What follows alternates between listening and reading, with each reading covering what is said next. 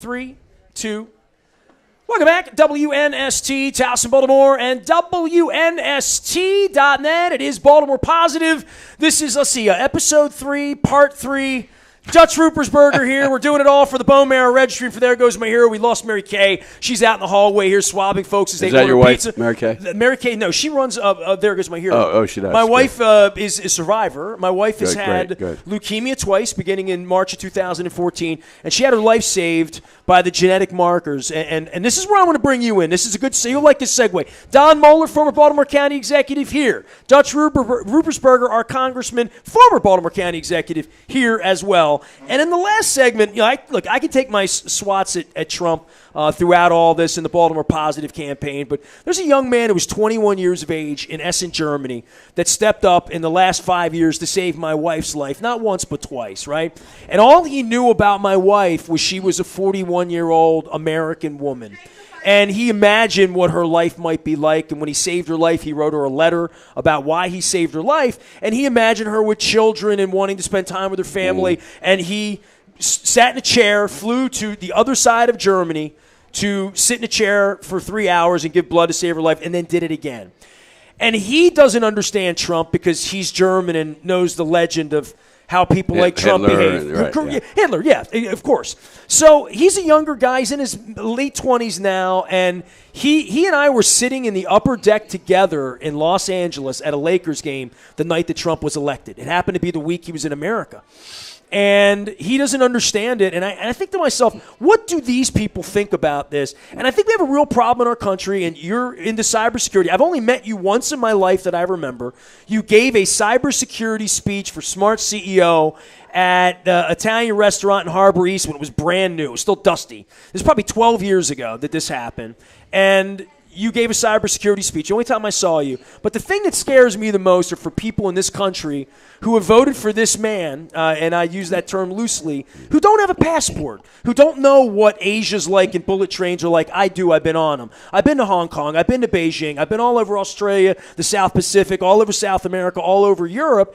And the experience of doing that has taught me about what it means to be an American in other shoes. But, I've been to about 50 different countries also, and not Bermuda, believe me. Iraq, Afghanistan, Pakistan, Australia, all these different areas. When I come back to the United States, you want to kiss the ground of our country. It's the best country in the world. And, I understand a lot of some of my constituents are very pro-Trump. And you know what? That's their point of view, and I understand that because I'm still going to represent them either way. What I don't like about what Trump is doing is if he makes us weaker as a country, and that's happened in Europe.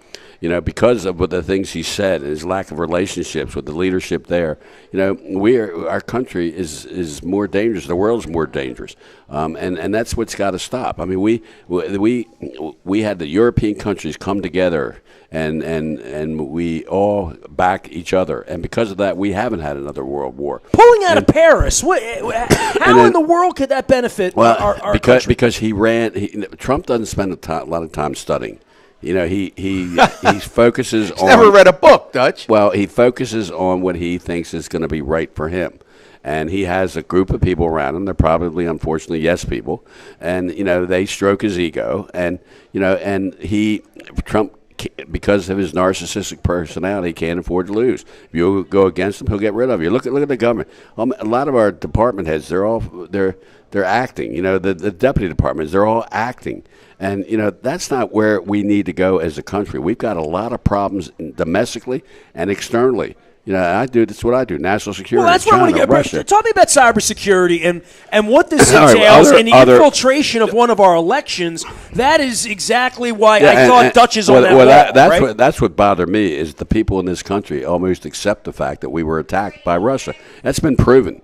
Russia interfered with our election, and they've also agreed that they did it to help Trump get elected. You impact our democracy, and people can support that. That's what bothers me.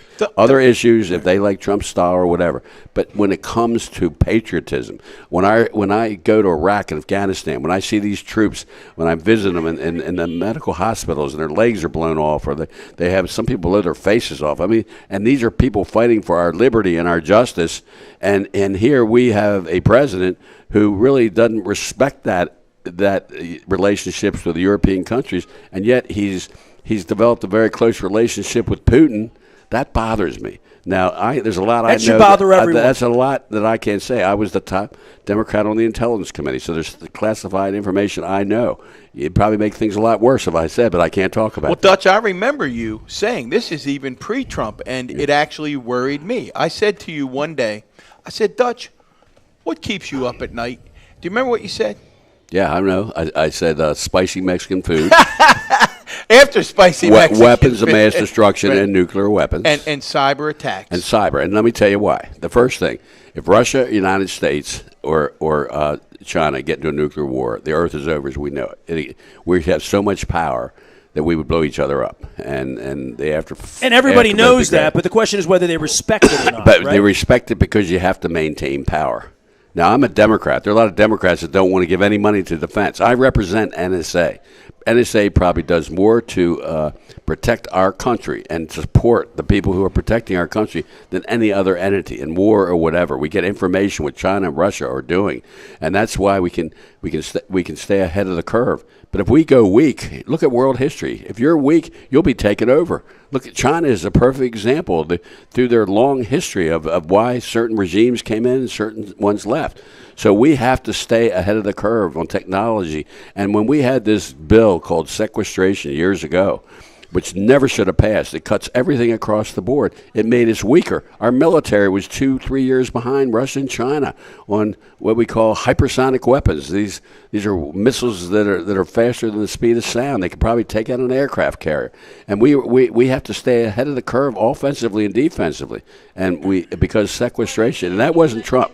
That was the Congress, U.S. Congress, that passed that law, and we've got to get rid of it. We were able to waive it the last 2 years. So the people in your chamber, in your area, I mean, I'm sure we could go to a space age level here on what you know about cybersecurity. I know a lot about space, too. I'm a part AOC person, so I don't want to pick on her or pick on Mitch McConnell, right? I mean, I can take two different ages, two different genders, two different parts of the world. What did they really understand? I have a hard time with sports when I'm sitting in a room where people don't really understand baseball or football and trying to get them to understand that. When they don't understand cybersecurity or those kinds of powers for whatever reason, that's a very difficult thing for you. Let me give an example how dangerous cybersecurity is and how dangerous cyber attacks are and why we have to have cybersecurity. And we are, by the way, in our area. I mean, you have Silicon Valley, but the region, because of NSA more than anybody else, we're considered the cybersecurity capital of the world, and we have more people probably working on that than any place else in the United States. So, now what is cyber? Okay, the internet. There were positive things, but a lot of negative things. Just 2 years ago, or 2017, our Commerce Department estimated that China stole from our businesses, our academia, even our fertilizer companies, small businesses, over $600 billion. China built their space program, which is very good now, stealing from us when we weren't as active in cyber defense.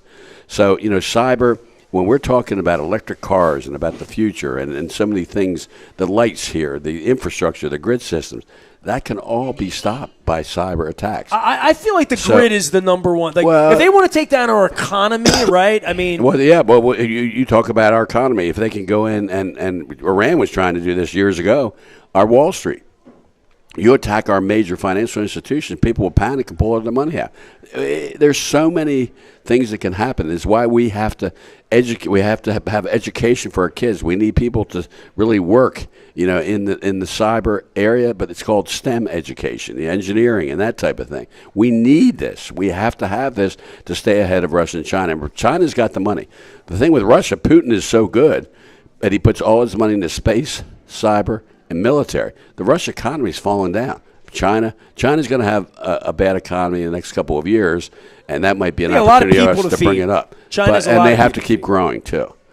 So there's a lot. We are probably in the most dangerous, vulnerable times than we've ever been in this world because of the firepower that all of our especially nuclear firepower, but other firepowers that we have too, and whether it's cyber attacks, whether it's our airplanes. I mean, so we have to balance. So then Democrats don't seem to like military. Well, we need military.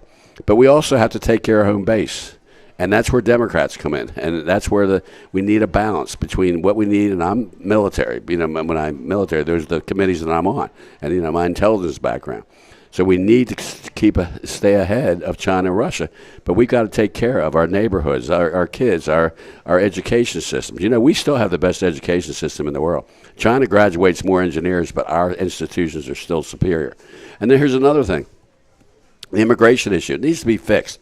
What we have now is we have these people coming from all over the world that want to go to our Harvards and Yales and the University of Baltimore Law School at night. And that's what I did. And I went to the University of Baltimore. Well, and I was a Terp. I played lacrosse around too. So, but the bottom line is a lot of these people, Chinese, whatever, come from all over the world because they want to go to our college institutions.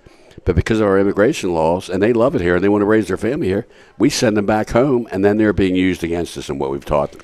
So, you know, we've got to get some more balance here. And unfortunately, you know, if think about what other person's point of view is. There are a lot of people that I represent in this area of the county that I'm the only Democrat elected here right now, other than maybe myself and Johnny O. Right. And so, you know, understand that you have a point of view why you support Trump. I don't have any problem with that. That's your point of view. But try to look at the facts and what's in the best interest of your family, of your person, of your community, of your state and your government. And I think we have to have Trump refocus and make sure, you know, that he starts looking at what's best for USA. Now, a lot of people like the tax cut. That's not going to happen. The tax cut, well, that's not going to happen. The tax cut helped the higher 1%. If we could have taken, I don't mind giving a tax cut, but if we could have taken a couple more of those 2 or 3 points and given it to the middle class, like Clinton did, then our middle class gets more money, they spend it, and we have a better economy, and that's what usually happens. See, I'm going to bet this is as we pivot, and I want to talk a little bit about your district, Dutch, because it's a strange district, and we have a lot of them in the United States. But this is where I'm going to turn from the darkness and you get pretty depressed because Dutch has been in those meetings, and you get a sense of how serious these cyber attacks are. But when we go to 2020 and we look ahead, that's when there's going to be a mayoral election. I want to vote on the decency of the American people, Dutch, because I think you're right. All I want is honest. Right. I want smart. I want somebody with a vision. I'd say 90% of the people, 98% of the people that go into politics start out decent. Now, some use it to their advantage, and that's what happened here. You know, when the mayor made those decisions, when she was running for mayor to stay with these Happy Hollies, that was really bad judgment. And we'll find out now whether it's criminal or not. But I'm making judgments on that right now. And I think, do you agree that if the Democrats and we've got 20-some candidates, maybe 21, I guess, today, that if the Democrats put up a candidate who is perceived to be good and decent and take us back to a sense of normalcy, that the Democrats should be able to regain the presidency? You can't say that now, though. What do you focus on? Look, I happen to know Joe Biden. When I was Gang of Eight, he was assigned to us from the White House. I gained a lot of respect for him. I'm probably a little bit more in the middle than he is, but he's a very decent man. He's had some tough times. He lost his first wife and his child. He's a very decent man. He's a blue-collar guy, and he relates to blue-collar, and I like that because I represent a lot of blue-collar. And I think that all the arrogance and the narcissistic comments that Trump keeps making and not putting his country first, USA first, that's what I say to my friend. Would you want a president who wants USA first? Forget himself. I'm the best. I'm this. Well, I think Joe Biden has the experience to do the things that we need to do to get our country back on track. This is ridiculous. Every day you're worried about what's the tweet of the day, and I'm the best at this and that. And I don't focus on a lot of that anymore because I've got my job to do in Congress and in the national security issue. But I don't like to see our country split. When you're a bipartisan person like me, even though I'm low to my party election time, and you see the country falling apart because of this partisanship. Well, he ferments it. But what bothers me, I want my friends who I respect, the Republican side, I want them to stand up to him. But they won't. Well, 2 or 3 have. I mean, Flake stood up. and McCain, who I really respected, didn't always agree with him, but he took him on. He said, and he's a USA first. That's what you want to look at, somebody who's going to have the experience but care about that, and I think that's Biden. You talk about cybersecurity and cyber attacks and real bombs and North Korea and Pakistan and India and the issues we have all over the world.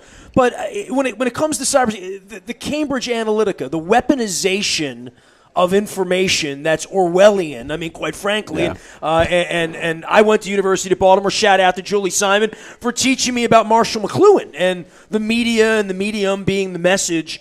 And this thing here that you probably couldn't have imagined maybe even in the beginning of cybersecurity 20 years ago. And well, let me tell you this. When you're the Gang of Eight, all these other countries want to get all the information from me. So I assumed that my iPhone, the whole time I was in the Intelligence Committee in this classified information, that China, Russia, Iran were all on my iPhone. They were listening to my phone calls. I just assumed that. You had to be aware of that because we can't always determine if that happens. So when we were all attacked in the last election by Russia, everybody was really upset. I can't believe this is happening. It didn't bother me because I assumed they were doing it all along. But then when we find out, and the facts are clearly there, that they were doing whatever they could to help Trump to get him elected, and then Trump's people knew. They knew that Russia was doing this, and they even requested information. That's not what America is about. If you believe in everything about Trump, that's fine. You're my constituent. I just hope that you look and see what I'm doing to try to help you. But other than that, that's where you are. That's what elections are about. Well, how did you feel about the Mueller report? I thought Mueller should have been a little bit more aggressive on the facts. When he didn't talk about the obstruction of justice issues, he left it up really to Congress. I think he should have he should have been straight up, given the facts, and then you decide, Congress. And he decided that he was a former prosecutor. I said I was a former prosecutor. You can't, a lot of times when you investigate, somebody's guilty. But if you don't have the facts to prove him guilty beyond a reasonable doubt to a moral certainty, then you can't go with the case. So I think Mueller should have been a little bit more direct, and maybe we'll find out now that we're pulling him into the arena. But what bothers me now, we're checks and balances. We're the greatest country in the world because of our checks and balances, the courts, the administration, and Congress. And Trump totally has dissed us. I'm not cooperating. Nobody's going to come. I'm not giving you any information. Why can't we see his tax returns? I don't know any other president that we haven't. What are you hiding? And how can his people who support him agree that we don't care about your tax? We don't care what your relationships are. For somebody you're doing that's not right, or is a conflict of interest, or you're breaking the law. We that's not who we are as Americans. And but we've got to deal with the hand that's dealt to us right now. He's the president. And, even if you look at the issue about impeachment, I mean, there are a lot of people who've been charged criminally for some of the things that I've heard, and seen. I haven't read the Mueller report yet, but I will. And when you look at some of the things that he has done, but if you impeach him, he can stall it for a long time. It fires up his base. So what I'm saying to people on my side, get the facts. Just do what you can to get the facts. And that way it's not political, even though people say it is. Get the facts on these things that have been done and then lay them out and let the American people see that. And then you decide if you want this person to represent you another 4 years. Now, he's not finished because that Southern District of New York, I mean, they're good. And, the Mueller referred a lot to them because Mueller was very focused strictly on the Russia. So when he saw other things, he referred it. Now, they're still under the control of justice, and I don't know what's going to happen there. But you got to give Mueller credit. If he thought something was there, he's also referred some stuff to the Attorney General of New York, and that's state, and Trump can't impeach. I mean, no, and Trump, he'd probably impeach himself. I mean, I'm not impeached. He would probably pardon himself, pardon all these people. Well, why should his friends be pardoned and other people who committed crimes are in jail? This is what I can't understand, really, about some of the things that he's done and said. And yet my friends on the other side of the aisle just let him get away and don't even call him out on it. When I saw the chairman of the judiciary, Lindsey Graham, and he said, it's over, we're not doing anything more. Well, wait a minute, it's not over at all. We're America, we're freedom, we're democracy. We want to see the facts. and they're trying to stop us from even seeing the facts. We're doing some Baltimore Positive. Dutch Ruppersberger here. Don Mohler with us. Don, you got a million things to reset. Go for it, man. I know we're sort of winding down here. A couple things, Dutch, to try to end up on a positive note. Yeah. I look at your district. It's an incredible district. Baltimore City, Baltimore County, Anne Arundel County, Howard County, Harford County. It runs the gamut. Yeah. As you get around those districts, what unites the people? I mean, they're so different. 5 different subdivisions. What brings those people together? What unites them? What do they think? You know, what really does a lot of it when you take everything, and we're all different here, like the eastern end of Baltimore County is very pro-Trump, but they all come together for patriotism, and I think that's a big issue, the love of America. And, you know, we have different issues. There are different things that have happened in lives. I'm not sure we all agree on what America is anymore. And well, then we have to keep really, focusing on it. I often wondered in the Civil War and, slavery, and we're now debating whether Robert E. Lee was an American hero. I mean, it's outrageous to me. But in the midst of that, Nestor, there are these little tidbits. What was it, all over social media recently, where a couple of young guys in a restaurant see an older woman eating by herself, and they go. That happens every day of my life, though. Every day of your life, and I think that's what we have to do. I'm from Baltimore. I got black friends, Chinese friends, white friends. I went to City College. It was a mixed school. I loved it. We have to bet on decency. Yeah.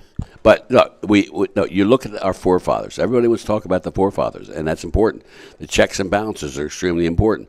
When Trump tried to go off and stop people from coming into this country, and it wasn't legally correct, it went through the courts, and the courts turned it around. That's checks and balances, and you don't want dictatorship, and you want America where you have competition, where you have freedom, where you have liberty, where no one's going to interfere with your election, which is democracy. I want a government that has transparency.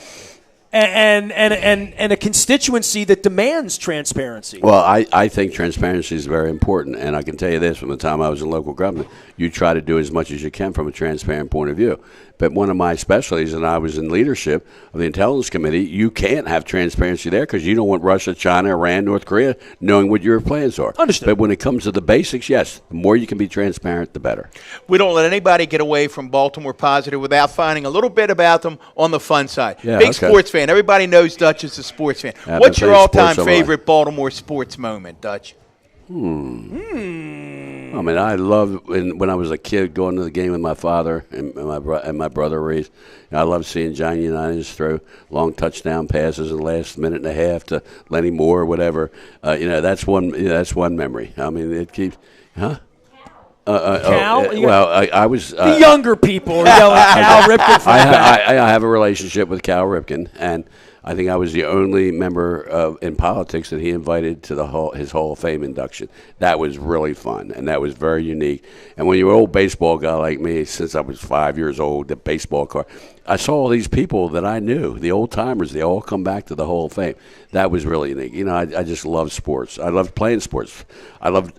People used to tease me as county executive because I'd always talk about teamwork. But that was what you were trained to do. The teamwork. You got to work hard to get where you are, but you're better as a team. There are so many sports moments. When the Ravens won the Super Bowls. I remember being down in Tampa and we beat the Dickens, out of the Giants. That was a good day. That was a really good day. And then to San Francisco. I mean, was your heart pounding in the last? Was your heart pounding in the last 30 seconds? I got to get him a copy of Purple Rain. He's got to read Purple Rain first, or the Mueller report. He's got to read it. All right. When you talked about your staff. My favorite movie. Forrest Gump. You know why? You like the chocolates. Well, no. It was an American movie. It was a good guy. It had military. It had history. Life is like a box of chocolates. You never know what you're going to get, right?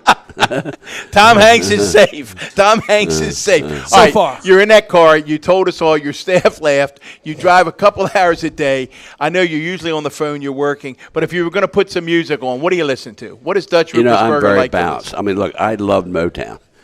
When I was at the University of Maryland, I found a part-time job. I was playing lacrosse there, but I was booking bands to the fraternity house. There you go, Nestor. Okay? Kindred spirits. So I loved the Motown, and I really. See, I am qualified for politics. my wife liked Beatles. That was we're aging ourselves now. Dutch threw keggers. Who knew? I like it all. I can do a little country western. I mean, I can. Don't do that. I can do rap. I mean, I like it all, but it depends. But every day, I'm probably aging myself, and driving 2.5 hours to Washington. Thank God I got a Sirius radio.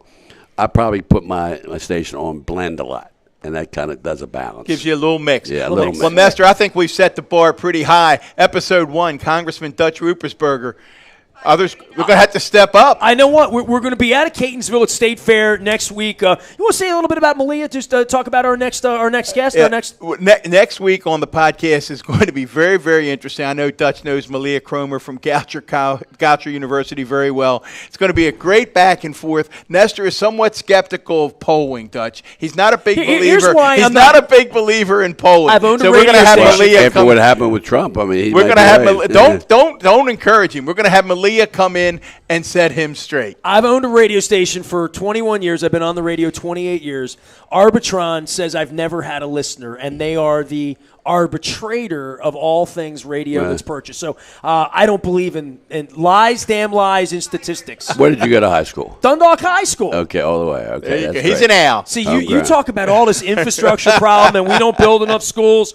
My school's the best school in the state. Oh, well, it was just a new school was just built. That was great. That was good. I want to thank Pizza John's. You want to do your thing. It's my Dundalk shirt. It's a Dundalk thing. It's my Dundalk shirt. I can't thank Congressman Dutch Ruppersberger enough for being our initial guest. Well, I love coming back Positive. to my community and communicating. That's what's really fun. And you believe in Baltimore, don't you? I love it. I'm homegrown. You kidding me? Don't mess with my Baltimore. He didn't come here for you or me. He came for the pizza. We got a lot of work to do with Baltimore, but we have work to do everywhere. Yes, we do. And we got to get the country together. This far left and far right and the nastiness there, it's got to stop. That's not who we are. It doesn't make our country stronger. End of story. I've been purple all the way. You knew that about me. Oh, you got to right? stay with Ravens all the way. I'm purple all the way. There we go. Appreciate there goes my hero. We're swabbing here at Pizza John's. Appreciate Jamie and Dutch and everybody for coming out and being a part of doing what we're doing. Episode, 1, Part 3 in the books. There's Dutch Ruppersberger, Don Mohler. I'm Nestor. We're Pizza John's in Essex. We are WNST.net, AM 1570 at WNST Towson, Baltimore, and we never stop talking Baltimore Positive. Good job. Good job. Good job. Pizza.